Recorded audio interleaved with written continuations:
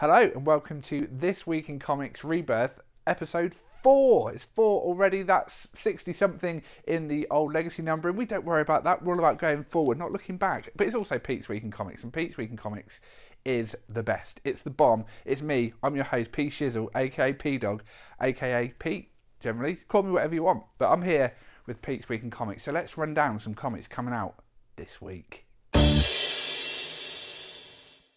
First, we will start with what has become a bit of a trend with comics from all publishers at the moment. That's right, it's a new number 1. This time, Guardians of the Galaxy. From Housewife's favourite and Cameraman's favourite, it's Donny Cates. Donny Cates is back with a new Guardians series. This spins out of Infinity Wars that seemingly ran forever, but now that's over, we've got a new Guardians book with a new Guardians team. You've got old favourites like Star-Lord, Groot's in there, but also new members such as Cosmic Ghost Rider and the other characters who I'm not going to go into because that would spoil the book. But yeah, exciting times. New Guardians book. Guardians has been on a bit of a roll in recent years. The success of the movies, the success of Brian Michael Bendis on the book. Everyone loves Guardians. So if maybe you haven't read a Guardians comic before, but you are a fan of the films, pretty good place to start. Donny Cates, Jeff Shaw, Guardians of the Galaxy issue 1, and that is legacy number 151 for all you guys keeping count. Not to be outdone by Marvel, DC are also throwing out a new number 1 this week. We mentioned him a minute ago, Brian Michael Bendis. He's now working for DC and he's doing lots of good stuff with the Superman books. Young Justice just came out and he's also got a new book under his Wonder Comics imprint. It's Naomi, issue 1. Brand new character from Brian Michael Bendis for DC.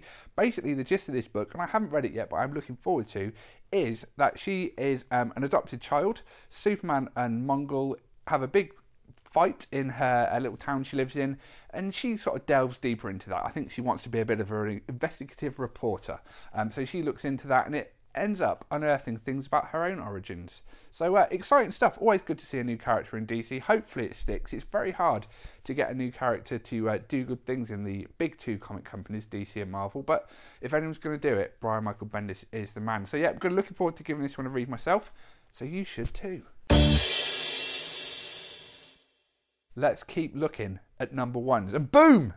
Boom are releasing a new Buffy comic. Buffy traditionally has been published by Dark Horse, but seemingly no more because we got this new Buffy the Vampire Slayer comic from Boom, created by Joss Whedon, but he's not involved in writing this.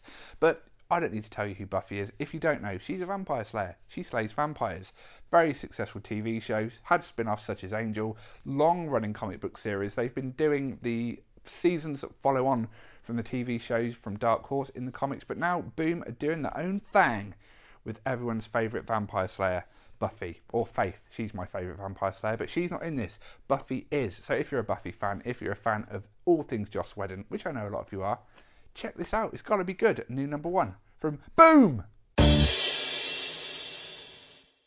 Let's keep going with new number 1s, because January isn't just a time for New Year's resolutions, it's a time for comic companies to put out brand new issue 1s for you lovely readers. And Boom, as part of their Boom Box imprint, have brought out the Avant-Gardes. Now, for all you fans of films such as The Breakfast Club and coming-of-age movies like that, you might be interested in this.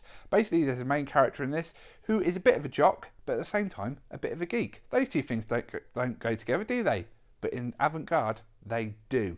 And a new person comes to the small sleepy town where she lives and hijinks will ensue. That's as much as I know, but it looks interesting. It's something a little bit different. It's not superheroes, it's not powers, it's not sci-fi, it's not fantasy. It's just a nice coming-of-age tale for all you people that are coming of age, I guess.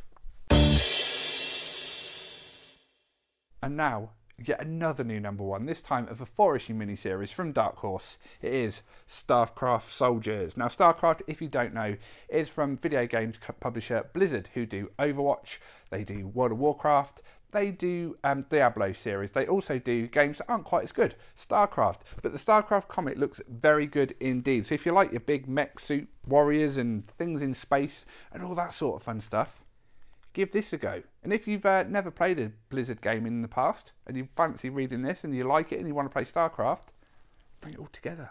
It's perfect. StarCraft Soldiers, issue 1 of 4. Let's keep with the number 1s. It's been a good theme for the week, hasn't it? New number 1s. No one likes number 2s. unless you need to go.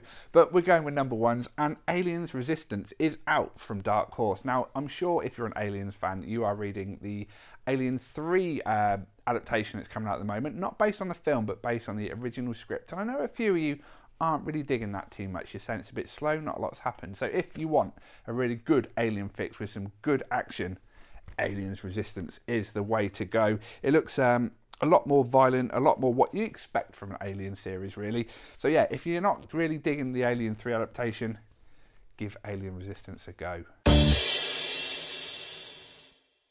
And now for our trade paperback pick of the week. It is XMen Extermination, collecting the 5-issue miniseries. This story basically revolves around the young X-Men who were brought to the present by Brian Michael Bendis several years ago when he was writing All New X-Men and Uncanny X-Men.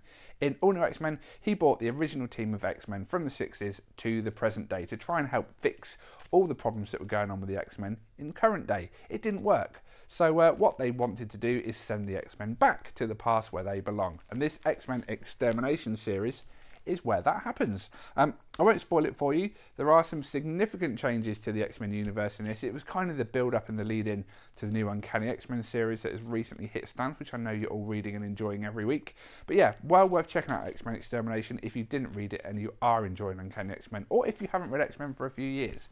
Maybe you did jump on board for All New X-Men when Bendis jumped on, and you jumped off because you weren't digging it after he left. This kind of wraps up what Bendis started, so give it a go. Let us know what you think. And that brings us to the end of another week. It is a 5-week month this month, so you're getting a lot of books in a bigger space of time. So that's why we're maybe not going over as many comics. But some good stuff, some load of new issue ones. If you want to try something new, give it a go. If you come to Comic Connections, where we film this video from every week, we've got a good sale on. Loads of back issues, trade paperbacks, Funko Pops, all that sort of fun stuff is on offer. But also support your local comic shop. I'm sure wherever you are, your local comic shop has got a good sale on. If not, just tell them Pete from Pete's Week in Comics said you can give that they should give you 10% off. I'll back it up. If they want to have a word with me, fine, bring it. I'll be back next week. Maybe Sid will be here too. Who knows? Maybe we'll have a special guest. We won't. It'll be either me and Sid or one of us. See you next week.